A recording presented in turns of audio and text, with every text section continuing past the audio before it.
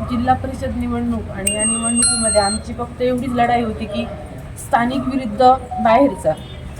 आणि या ठिकाणी बाहेरच्या उमेदवाराला दिल्यामुळे आम्ही गेली कित्येक वर्ष आमच्या मतदारसंघामध्ये काम करतोय.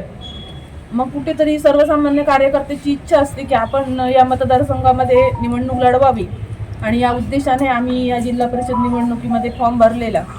आमच्या मागे सर्व मतदार या मतदारसंघातील जेव्हा आम्ही फॉर्म भरला त्यावेळी सगळ्या गावात मतदारसंघातून फोन आला काही जणांचा की मॅडम तू फॉर्म भरू दे, मागे घेऊ नका तुम्ही. आणि मतदारही आमच्याबरोबर होते.